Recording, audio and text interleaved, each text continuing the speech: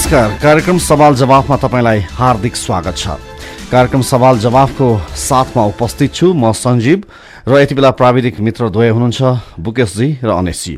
कार्यक्रम सवाल जवाफ image FM 97.9, image news FM 103.6 megahertz का साथै पश्चिमाञ्चलको लोकप्रिय एफएम रेडियो शालिग्राम 100.6 कुस्मा पर्वत, रेडियो हाम्रो पाइला FM 91.6 Jajarkot, kiss FM 89.3 Sainamaina Rupandehi र जनमुखी एफएम 97 बझाङबाट पनि यो कार्यक्रम सुन्न सक्नुहुनेछ। साथसाथै मुलुकका अन्य एफएम रेडियो स्टेशनबाट पनि यो कार्यक्रम सुन्न सक्नुहुनेछ भने इन्टरनेटको सुविधा छ भने विश्वको कुनै पनि कुनाबाट कार्यक्रम सवाल जवाफ तपाईले सुन्न सक्नुहुनेछ।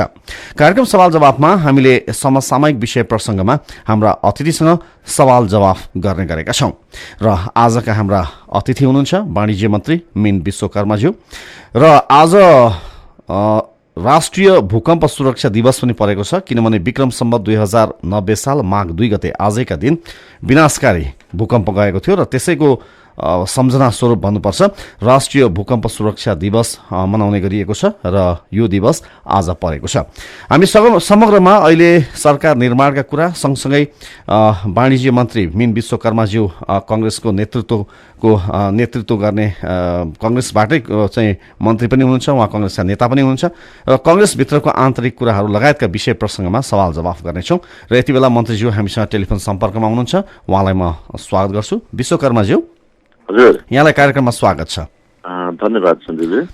यो सुरुमा चाहिँ अब यो आज राष्ट्रिय भूकम्प सुरक्षा दिवस परेछ, माघ 2 गते पनि भयो आज। यो भूकम्पकै प्रसंगबाट सुरुवात गरौँ कि जस्तो लाग्यो।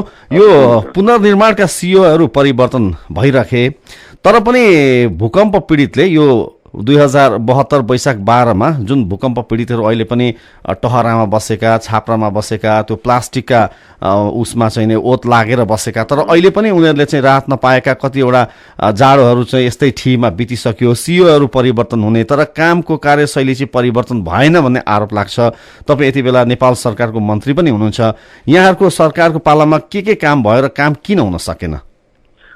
सबैभन्दा पहिले त आज माघ 2 गते राष्ट्रिय भूकम्प दिवसका रूपमा हामीले सबै भूकम्प पीडितहरूलाई स्मरण गर्नुपर्ने दिन र सञ्जीवजीले अघि भूमिका बाँध्दै गर्दा एउटा अलिकति 2090 साल भन्नुभयो, यसलाई 1990 हजुर मन्त्री 1900 विक्रम सम्वत 1990 माघ 2 गतेको दिन बिहान भूकम्प आएको थियो र त्यसै गरी 2072 साल वैशाख 12 गतेको भूकम्पले हामीलाई फेरि झकझकायो। यसबाट हजारौंको संख्यामा लगभग 9000 मानिसहरूको ज्यान लग्यो र लाखौंलाई घरबार विहीन बनायो। तत्कालै नेपाल सरकारले भूकम्प पीडितहरूलाई तत्कालै एउटा हात वितरण गर्ने, अस्थायी बसोबासको व्यवस्था गर्ने र दीर्घकालीन वासस्थानको बन्दोबस्त गरिदिने भनेर सरकारले नीति बनायो। सोही सरकारको नीति अनुसार विभिन्न दात्री राष्ट्रहरूले सहयोग पनि पुर्याए। तर आज लगभग भूकम्प गएको 2 वर्ष पूरा भइसक्दाखेरि पनि अथवा 2 वर्षभन्दा ज्यादा भइसक्दाखेरि पनि हामीले सम्पूर्ण भूकम्प पीडितहरूलाई समग्र समस्या समाधान गर्न सकेका छैनौँ र लगभग अझै पनि 40% भन्दा ज्यादा भूकम्प पीडितहरू आफ्नो वासस्थानमा फर्किन पाइराखेका छैनन्। यसका बारेमा सरकार गम्भीर छ। सरकारले भवन निर्माणमा ढिलाइ भएकोमा सुरुमा पैसा नपुगेको कुरा आयो, त्यसमा पैसा थप्ने निर्णय सरकारले गर्यो। त्यस पछाडि ढिलो भवन बनाइएको भनिसकेपछि प्राधिकरणको संरचनामा नेतृत्व परिवर्तन गर्यो। नेतृत्व परिवर्तन गरिसकेपछि केही फड्को मारेको जस्तो त देखियो, तथापि फेरि पनि प्रक्रियाको ढङ्गबाट भवन निर्माण गर्नेमा किस्ता, पहिलो किस्ता, दोस्रो किस्ता र तेस्रो किस्ता बुझाउने क्रममा प्राविधिक झन्झटका कारणले अहिले पनि पर्याप्त मात्रामा भवनहरू बनिसकेका छैनन् र बनिसकेका भवनहरूको पनि लागत सरकारले दिने पैसा उहाँहरूले प्राप्त गर्नुभएको छैन। यसका बारेमा कार्यकारी प्रमुखसँग मेरै पनि कुरा भएको थियो, यो कार्यकारी निर्देशक सीओसँग कुरा भएको थियो। उहाँले भन्दै हुनुहुन्थ्यो कि यो प्रशासनिक झन्झट र जुन हाम्रो कार्यशैली छ, पुरानो कार्यशैली, भूकम्प आकस्मिक आयो तर हामीले भूकम्प पीडितलाई दिने राहत सामग्री र निर्माणको प्रक्रिया भने अत्यन्तै लामो घुमाउरो र यो चाहिँ ब्युरोक्रेसीको घुमाउरोपनले गर्दा सकिराखेको छैन। यो के गर्ने होला भन्दा उहाँ आफै पनि हतालिरहनु भएको मैले पाएको छु। त्यसैले यो हाम्रो कार्यशैलीका कारणले हाम्रो धेरै त दात्री निकायहरूले पनि आफ्नो रकम फिर्ता गर्ने बेला भइसकेको छ। त्यसकारण समग्रमा सञ्जीवजी म के भन्छु भने सबैले यो सुविधा प्राप्त गर्न नसकेको पनि सत्य हो। जसलाई दिनुपर्ने हो उनका समयमा नपुर्याएको पनि सत्य हो। यसका लागि हाम्रो कार्यशैली दोषी छ, कार्यशैली सुधार्नुपर्छ। यो कार्यशैली सुधार्नका लागि माथिदेखि तलसम्म एउटा नयाँ र छुट्टै ढङ्गको यो प्राधिकरण बनाइसकेपछि प्राधिकरणले यो शैली नै बदल्नुपर्छ भन्ने चाहिँ मेरो चाहिँ निष्कर्ष छ। मन्त्री विश्वकर्माजी, अब यो त हामीले यो पुनर्निर्माणका कुराहरू हामीले गर्यौं। अब अलिकता यो अब म सरकारको प्रसङ्गमा जोड्छु। जस्तो नेपालको राष्ट्रिय राजनीतिमा यसो स्मरण गर्ने हो भने माओवादीका अध्यक्ष पुष्पकमल दाहाल प्रचण्ड ज्यूलाई सत्ता हस्तान्तरण गर्ने बेलामा पनि विलम्ब, माधव कुमार नेपालज्यूको पालामा पनि 17 पटकसम्म प्रधानमन्त्रीको निर्वाचन गरेर त्यहाँ पनि विलम्ब, डाक्टर बाबुराम भट्टराईको समयमा पनि प्रधानमन्त्री भएको बेलामा राजीनामा दिइसकेपछि र राष्ट्रपतिज्यूले चाहिँ काम चलाऊ भनिसक्दा पनि सहमति भएन भन्ने त्यसैको आधारमा टेकेर फेरि विलम्ब र यति बेला आएर फेरि संविधानका केही यो प्रावधानहरू केही प्रक्रियाहरू चाहिँ पुर्याउनै पर्छ भन्ने कुराले गर्दा फेरि पनि विलम्ब। यो नेपालको राष्ट्रिय राजनीतिमा यस्तो किन भइरहन्छ मन्त्रीज्यू? स्वाभाविक हो। कुनै पनि एउटा दलको स्पष्ट बहुमत नभएको अवस्थामा तत्कालीन प्रचण्डको सरकार बनाउने बेलामा पनि स्पष्ट बहुमत नदेखिएर दलहरूका बीचमा सहमति गर्दै जाँदा झन्डै 3.5 महिना 4 महिना लम्बिएको थियो। पछिल्ला दिनहरूमा यहाँले भूमिका बानिहाल्नुभयो। हरेक पटक सत्ता हस्तान्तरण गर्दा ढिलो हुन्छ। तर जति बेला संसद सुरु भयो, संसद सञ्चालन भइराखेको बेला भने फेरि हप्ता दिनमा 3 दिन 4 दिनमै सत्ता परिवर्तन भएका छन्। त्यस कारणले अहिले पनि कुनै पनि दलको स्पष्ट बहुमत छैन। अहिले नयाँ सरकार गठन गर्नका लागि दुईटा आधारहरूमा केही जटिलता देखिएको छ।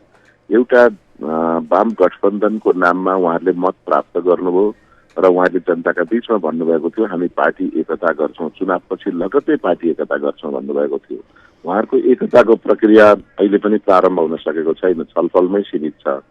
दोस्रो कुरा, निर्वाचन आयोगले विगतको निर्वाचन भन्दा अहिलेको निर्वाचन अलिक विशिष्ट प्रकृतिको निर्वाचन भयो। त्यो बेला संविधान सभाको मात्रै निर्वाचन हुन्थ्यो र त्यो बेला समानुपातिक र प्रत्यक्ष मात्रै निर्वाचन हुन्थ्यो। राष्ट्रिय सभाको निर्वाचन गर्नु पर्दैन थियो। त्यो बेला संघीय संसद भन्ने शब्द संविधानमा थिएन। त्यसैले अहिले संघीय संसद भन्ने शब्द छ। संघीय संसदमा दुई खालका सदन हुनेछन्, एउटा प्रतिनिधि सभा र एउटा राष्ट्रिय सभा। र संघीय संसदमा महिलाको 1/3 सहभागिता अथवा 33% अनिवार्य हुनेछ भनिसकेपछि यो सरकारले व्याख्या गरेको होइन र सरकारमा रहेको पार्टीले व्याख्या गरेको पनि होइन, प्रतिपक्षमा रहेकाले व्याख्या गरेको पनि होइन।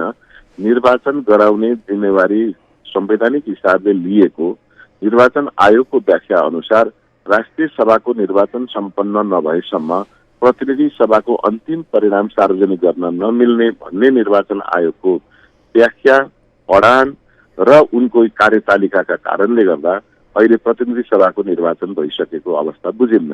त्यसैले प्रतिनिधि सभाको निर्वाचनले जब अन्तिम परिणाम प्राप्त गर्दछ त्यो बेला नयाँ सरकार गठन गर्ने आधार खुल्छ। त्यसैले यहाँले भनेको जस्तै अहिले जकडिएको राजनीतिक हिसाबले गाँठो परेको ठाउँ चाहिँ कहाँ हो भन्ने हो भने एउटा वाम गठबन्धनहरूका बीचमा पार्टी एकता, दोस्रो निर्वाचन आयोगले सार्वजनिक गर्ने प्रतिनिधि सभाको निर्वाचनको अन्तिम परिणाम सार्वजनिक।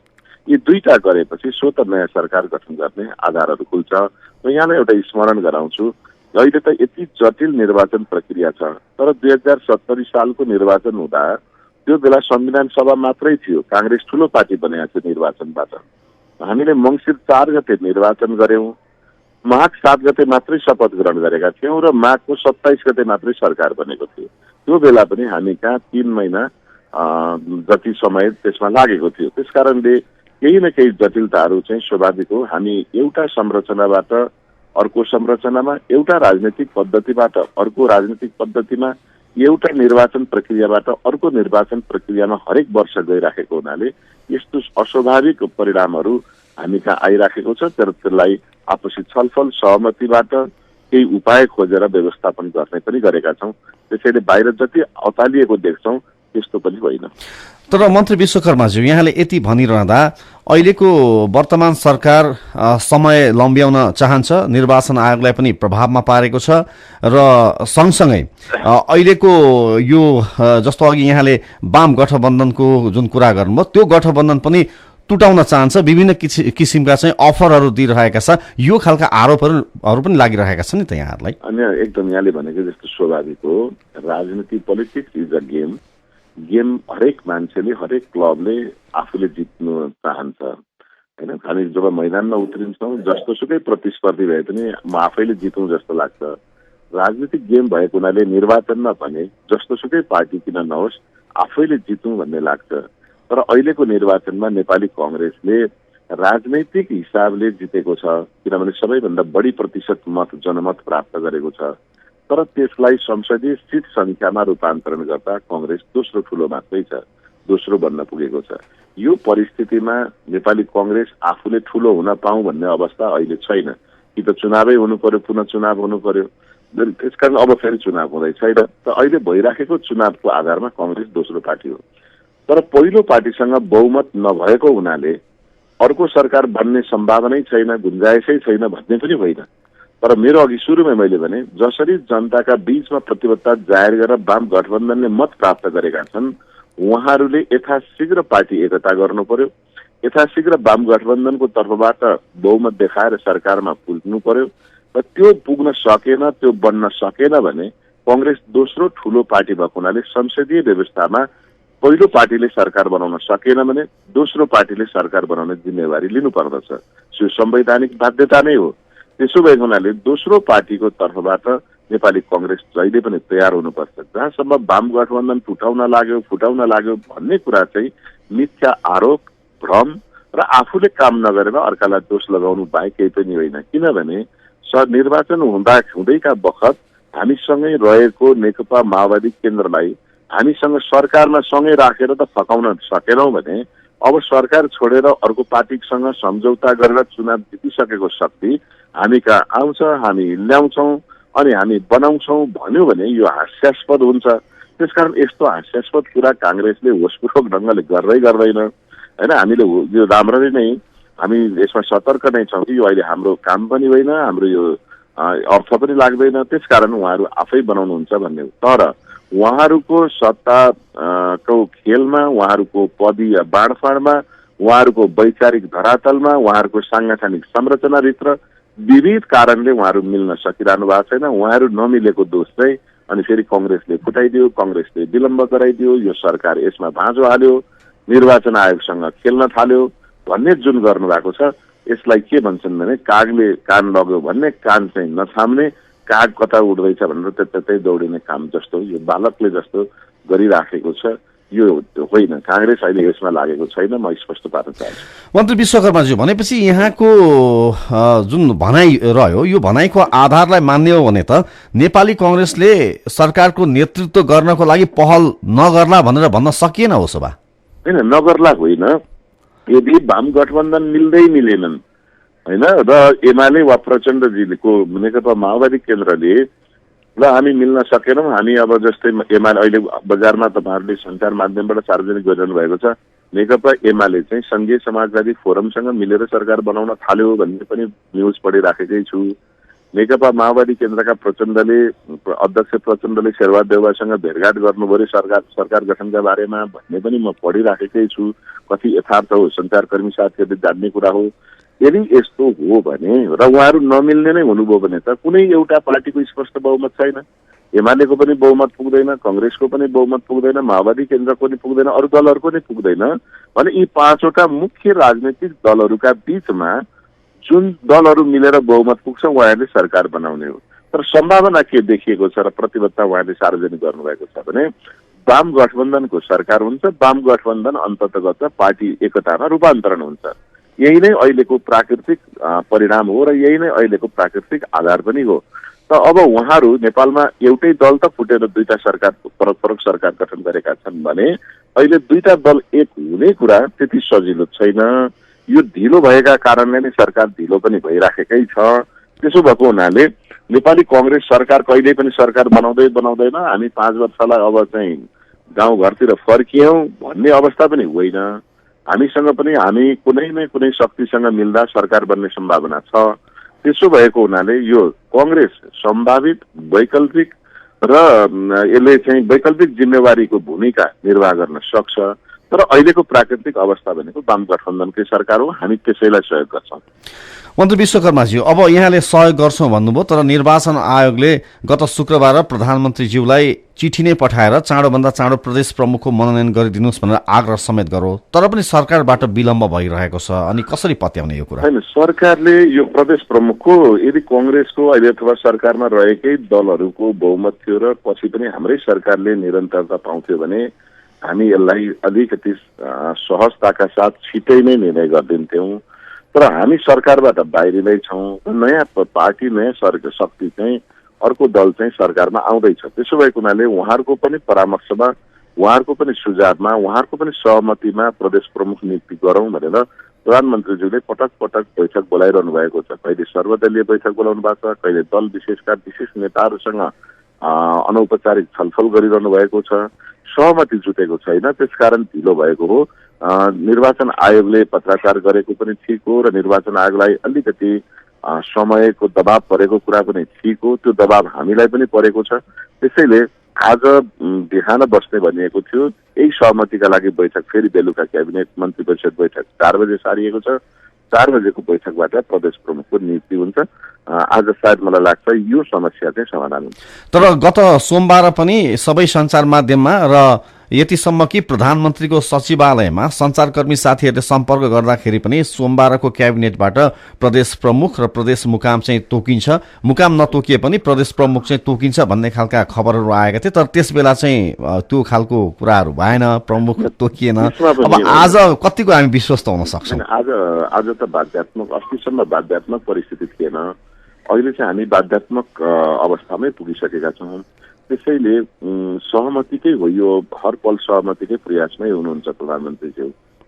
अब मलाई लाग्छ आज सहमति भएन भने पनि अब निर्वाचन आयोगलाई निर्वाचन प्रक्रिया सम्पन्न गर्नका लागि सहयोग गर्नुपर्छ सरकारले। त्यसका लागि निर्णयमा पुग्नु पर्दछ भन्ने मेरो धारणा छ। प्रधानमन्त्रीज्यू र शीर्षस्थ नेताहरूले पहल गरिरहनु भएको छ। सम्भवतः मलाई लाग्छ एउटा निष्कर्षमा उहाँहरू हरेसम्ममा पुग्नुहुन्छ र आजको बैठकबाट निर्णय हुन्छ। भनेपछि प्रदेशसभाका सांसदहरू अब राष्ट्रिय सभा निर्वाचनमा मतदाता हुने बाटो चाहिँ संवैधानिक प्रावधान जुन छ त्यो बाटो चाहिँ आजबाट खुल्छ भनेर हामीले विश्वास गर्न सक्छौँ। मलाई लाग्छ विश्वास गरौँ, आज निष्कर्षमा पुग्छौँ र निर्णय पनि गर्छौँ।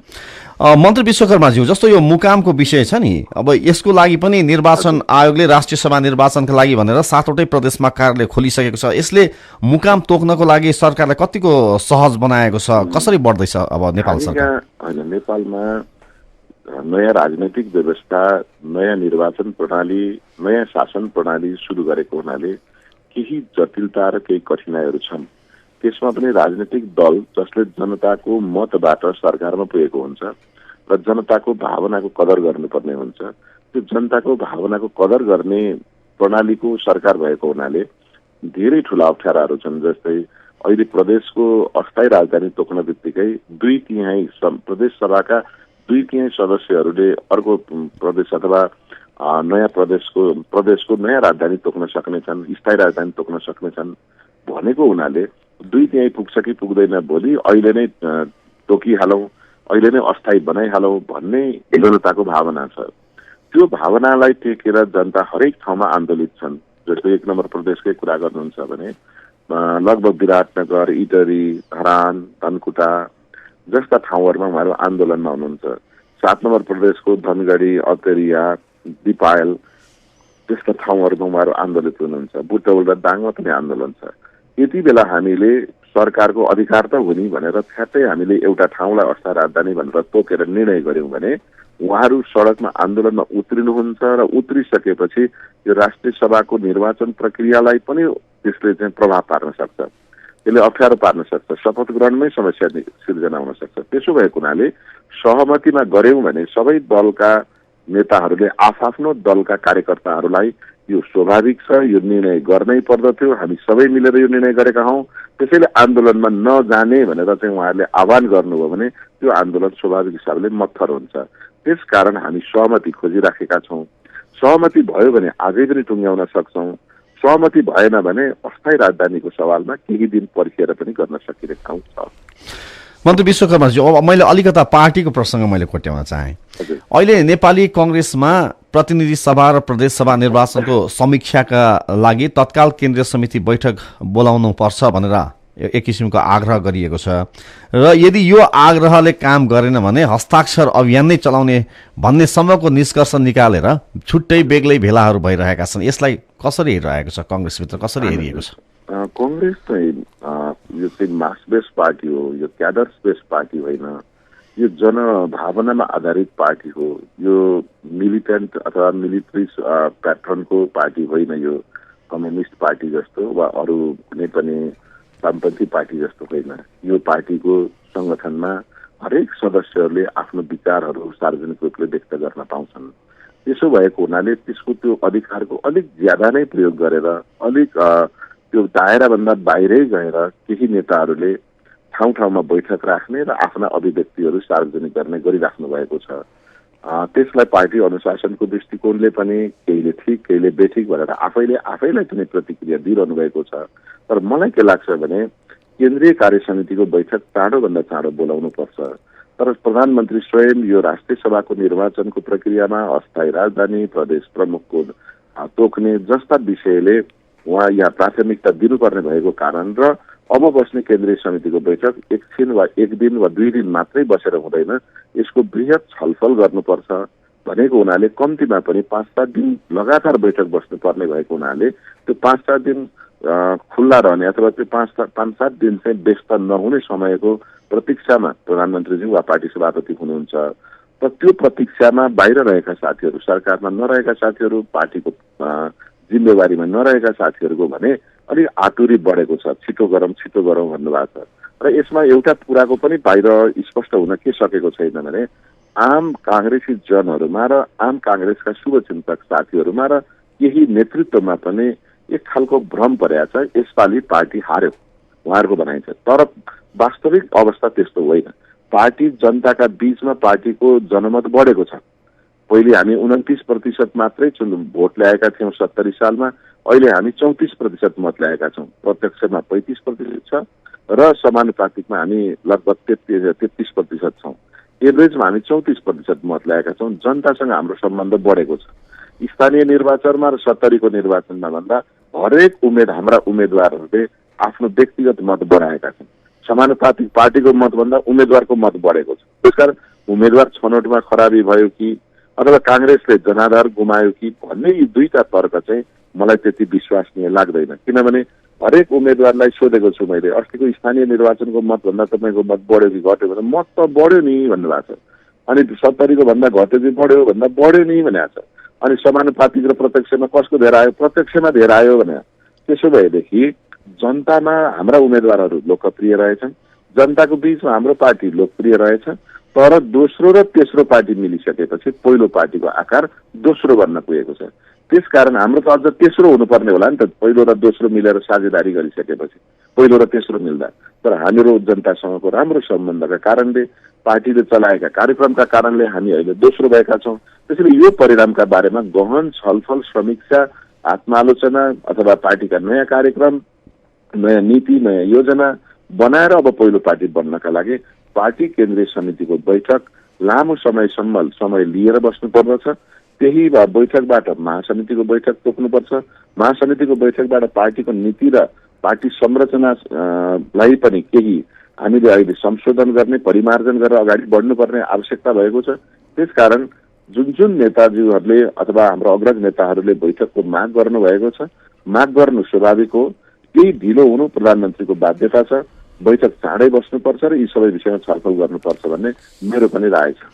जस्तो मन्त्रीज्यू, जस्तो यो कार्य सम्पादन समिति र संसदीय समिति चाहिँ विघटन गर्नुपर्छ, यो विधिभन्दा विपरीत आयो भनेर यो खालको आवाज पनि उठिरहेको छ नि अहिले यति बेला। होइन, विघटन गर्ने वा नगर्ने भन्ने कुरा केन्द्रीय समितिले छलफल गर्छ। तर विधान विपरीत छ भने त्यस्तो समिति कुनै पनि समितिलाई विधान सम्मत ढङ्गबाट गर्नुपर्दछ, विधानको दायरामा ल्याउनु पर्दछ। विधान बाहिर गएर सभापतिले वा कसैले पनि न गर्न हुन्छ न बोल्नु हुन्छ। विधान बाहिर गएर सदस्यहरूले पनि बोल्नु भएन, विधानभन्दा बाहिर गएर सभापतिले पनि कुनै कार्य गर्नु भएन। त्यसकारण त विधान बनाएको। विधान चाहिँ पार्टी केन्द्रीय सभापतिदेखि पार्टीमा भोट हाल्ने साधारण सदस्यसम्मलाई विधान समान ढङ्गबाट कार्यान्वयन हुनुपर्दछ। अब जस्तो राष्ट्रिय सभाको निर्वाचन माघ 24 गते नजिकै गर्दा अहिले यति बेला के पनि भनिराखिएको छ भने 13औं महाधिवेशन नेपाली कांग्रेसको 13औं महाधिवेशनबाट निर्वाचित कतिपय केन्द्रीय सदस्यहरूलाई चाहिँ सम्पन्न निर्वाचनमा कुनै भूमिका दिइएन। त्यसले गर्दा राष्ट्रिय सभा निर्वाचनमा उनीहरूलाई पहिलो प्राथमिकतामा चाहिँ राख्नुपर्छ भन्ने खालको आवाजहरू उठिरहेका छन्। राष्ट्रिय सभा निर्वाचनमा उम्मेदवारको टुङ्गो कसरी लगाउनु पर्ला यहाँलाई के लाग्छ? हामीले नै अस्तिको प्रतिनिधि सभा र प्रदेश सभाको निर्वाचनमा केन्द्रीय कार्य समितिमा रहेका मात्रै नभनेर केन्द्रीय कार्य समितिमा रहेर पनि प्रभावकारी भूमिका निर्वाह गर्न सक्ने मुलुकको लागि आवश्यक व्यक्तित्वहरूलाई हामीले टिकट दिन सकेका छैनौँ, उम्मेदवार बनाउन सकेका छैनौँ र त्यस्ता व्यक्तिहरूलाई राष्ट्रिय सभामा ल्याउँछौँ भनेर पनि नेताहरूले आश्वासन पनि दिनुभएको छ, केही नेताहरूलाई भन्नुभएको छ। त्यसकारण उहाँहरू निर्वाचनमा प्रभावकारी ढङ्गले खट्नु भएको छ, लाग्नु भएको छ।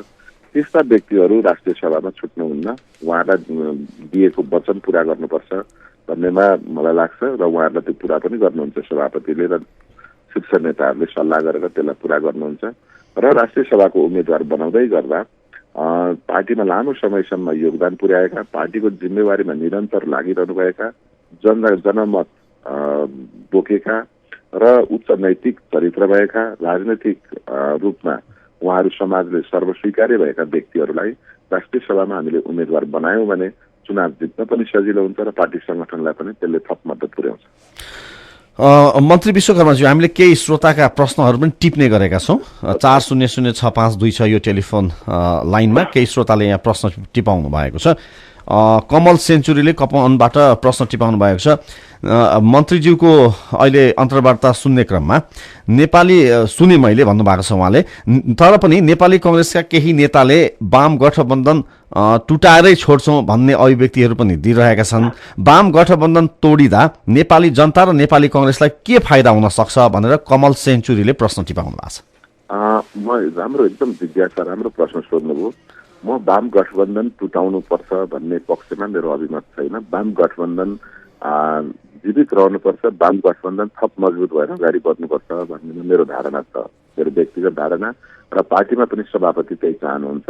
केही नेताहरूले कहीँ अभिव्यक्ति गर्दा आफू पराजित भएको आक्रोशमा यो वाम गठबन्धनका कारणले हामी हार्यौँ, त्यसकारण यो वाम गठबन्धन टिक्दैन भन्ने जुन उहाँले राख्नुभयो स्वाभाविक हो। विश्वमा र नेपालकै इतिहासमा पनि कम्युनिस्ट पार्टीहरू कहिल्यै पनि सङ्गठित भएर बसेको इतिहास नेपालमा छैन। उहाँहरू स्वार्थमा जुट्नुहुन्छ र स्वार्थमै टुट्नुहुन्छ। कहिलेकाहीँ उहाँ विचारमा जुट्नुहुन्छ, विचारकै आधारले टुट्नुहुन्छ। कमा फुल स्टपका न्युमा, पातलो छ र मोटो छका न्युमा टुक्रिने पार्टीका बारेमा कुनै हाम्रो नेताहरूले त्यो अभिव्यक्ति दिनुभयो भने त्यो तत्कालीन अभिव्यक्ति हो, पार्टीको दीर्घकालीन नीति होइन।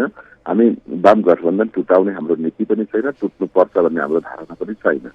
त्यस कारणले अब के फाइदा हुन्छ भन्ने कुरामा वाम गठबन्धन भइदिइरह्यो भने नेपालको राजनैतिक व्यवस्थामा थोरै दलहरू मात्रैले मुलुकमा प्रतिस्पर्धा गर्ने हुँदाखेरि दलहरूको बीचमा जनताले छनौट गर्नका लागि सजिलो हुन्छ र त्यसमा धेरै दलहरू भएर सरकारको अस्थिर सरकार, राजनैतिक अन्योलता जस्ता विषयहरू हट्दै जान्छन्। यसले फाइदै पुग्छ। एउटा लोकतान्त्रिक शक्ति र एउटा कम्युनिस्ट शक्तिका बीचमा प्रतिस्पर्धा भयो भने जनताले स्पष्ट लोकतन्त्र रोज्ने कि वामपन्थी विचार रोज्ने भन्ने पनि अवसर पाउँछन्। वाम गठबन्धनबाट फाइदै पुग्छ, यसबाट नोक्सान हुँदैन। मन्त्री विश्वकर्माजी, अर्को हुनुहुन्छ रविता सापकोटा, तीनकुनेबाट उहाँले प्रश्न टिपाउनु भएको छ। उहाँले के प्रश्न टिपाउनु भएको छ भने, मैले अन्तर्वार्ता सुने केपी ओलीको सरकार हुँदा भूकम्प पीडितको पुनरुत्थानको लागि भनेर संसद नै अवरुद्ध गर्नुभयो। आफूहरू सरकारमा गएपछि उनीहरूको लागि केही गर्नु भएन। भूकम्प पीडितको नाममा राजनीति मात्रै हुने हो हाम्रो देशमा भनेर प्रश्न टिपाउनु भएको छ। उहाँले उठाउनु भएको कुरा पनि ठिक हो। नेपालमा सुशील कोइराला प्रधानमन्त्री हुँदा भूकम्प आयो र उहाँकै पालामा विश्वका सबै दात्री राष्ट्र र दात्री निकायबाट र व्यक्तिहरूबाट समेत पनि गरेर झन्डै हामीले 8 खर्बको कमिटमेन्ट प्राप्त गर्यौँ, उहाँहरूको प्रतिबद्धता प्राप्त गर्यौँ। सोही आधारमा हामीले भूकम्पको पुनर्निर्माण प्राधिकरणको ऐन पनि ल्यायौँ। त्यो ऐन ल्याएर प्राधिकरणको सिइओ पनि हामीले नियुक्त गर्यौँ। त्यस पछाडि सरकार बदलियो। सरकार बदलिसकेपछि सिओलाई काम गर्न नदिएको वा बाहिरबाट दार्जिलिङ निकायबाट आउने रकमका बारेमा राम्रो बन्दोबस्त नगरेको र गाउँघरमा जहाँ जहाँ घरहरू भत्किएका छन्, जहाँ जहाँ भूकम्प पीडितहरू हुनुहुन्छ उहाँहरू कहाँ त्यो राहत सामग्री नपुगेको, कार्यविधि पनि नपुगेको भनिसकेपछि हामीले नै के भन्यौँ भने भूकम्प प्राधिकरणको जुन ऐन छ त्यो ऐन पास नका कारणले यो समस्या भएको हो भनेपछि हामीले संसदमा के भन्यौँ भने यो भूकम्प प्राधिकरण निर्माणको लागि राष्ट्रिय पुनर्निर्माण प्राधिकरणको विधेयक पास गर अथवा ऐन पास गर, होइन भने हामी संसद चल्न दिँदैनौँ हामीले भनेकै हो। हामीले यसैका लागि प्राधिकरणकै लागि त्यो अडान लियौँ र पछि सरकार बदलियो। सरकार बदलिसकेपछि प्रचण्ड काङ्ग्रेसको समर्थनमा बनेको प्रचण्ड नेतृत्वको सरकारले र पछिल्ला दिनहरूमा फेरि सरकार बदलिएर देउबा नेतृत्वको सरकारले समेत पनि भूकम्प पीडितहरूलाई दिने राहत रकम पनि थप्यो, भूकम्प पीडितहरूलाई दिने पुनर्निर्माणको लागि दिने रकम ऋण अनुदान रकम पनि थप्यो र यसको कार्यविधि पनि केही संक्षिप्त कार्यविधि बनायो। त्यसकारणले विगतमा 50,000 मात्रै घर बनेका थिए भने अहिले हामीले झन्डै 2.5 लाख भन्दा ज्यादा घर बनिसकेका छन् र ती घर बनाउने व्यक्तिहरूले पुनर्निर्माणको लागि चाहिने रकम पनि र राहतको रकम पनि उहाँहरूले प्राप्त गरिसक्नु भएको छ। 60% भन्दा ज्यादाले त्यो सुविधा प्राप्त गर्नुभएको छ र अझै पनि म भन्छु यो 1 वर्षभित्र सक्नुपर्ने वा 2 वर्षभित्र सक्नुपर्नेमा झन्डै हामी 2.5 वर्ष पुगिसक्यौँ र पनि अझै समस्याहरू बाँकी छन्। यस कुरामा गर्न नसकेको, जति गर्नुपर्ने हो त्यति गर्न नसकेको कुरामा म पनि सहमत छु। मन्त्री विश्वकर्माज्यू, अर्को हुनुहुन्छ विष्णुराज पाण्डे, प्रोफेसर, क्षेत्र पार्टी काठमाडौँबाट। उहाँले भन्नुभएको छ, टिपाउनु भएको छ, अहिलेसम्म संक्रमणकालीन अवस्थामा नै छ मुलुक। मन्त्रीज्यू बताइदिनुहोस् अब माघ 7 पछि के हुन्छ, छोटकरीमा बताइदिनुहोस् भन्नुभएको छ।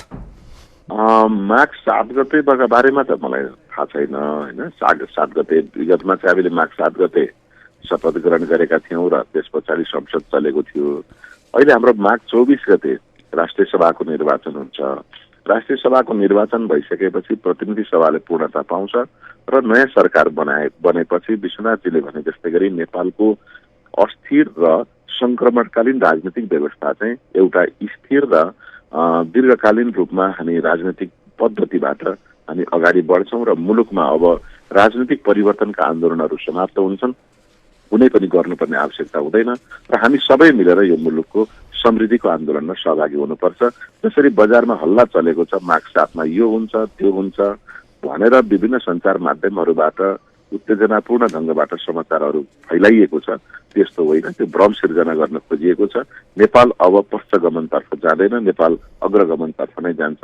नेपाली जनताले कहिल्यै पनि हामी नेपालको राजनीतिक इतिहासमा पश्चगमनलाई स्वीकारेका छैनन्। अग्रगमनतर्फ नै नेपाली जनताको साथ रहनेछ। हामी अगाडि बढ्छौँ, पछाडि हट्दैनौँ। मन्त्री विश्वकर्माज्यू, यहाँले हामीलाई समय दिनुभयो, हाम्रो प्रश्नको उत्तर अनि हाम्रा श्रोताको पनि प्रश्नको उत्तर पनि यहाँले दिनुभयो। यहाँलाई धेरै धेरै धन्यवाद छ। हस्, यहाँलाई पनि सञ्जीवजीलाई, इमेज एफएमलाई र सम्पूर्ण प्रश्नकर्ता साथीहरूलाई र श्रोतालाई मेरो तर्फबाट मेरो कुरा सुनिदिनु भएकोमा हार्दिक धन्यवाद व्यक्त गर्दछु। उहाँ हुन्थ्यो वाणिज्य मन्त्री मीन विश्वकर्माज्यू र उहाँसँग हामीले आज कार्यक्रम सवाल जवाफ गऱ्यौँ र केही श्रोताका प्रश्न पनि हामीले एड्रेस गऱ्यौँ। कार्यक्रम सवाल जवाफ आजलाई यति नै। कार्यक्रममा सहभागिता जनाउनु हुने श्रोता, कार्यक्रममा सुनिदिनुहुने श्रोता सबैलाई धन्यवाद भन्दै, प्राविधिक मित्रद्वय बुकेश र अनिश दुवैलाई धन्यवाद भन्दै कार्यक्रम सवाल जवाफबाट म सञ्जीव पनि बिदा हुन्छु। हामीलाई सुन्दै रहनुहोला। नमस्कार।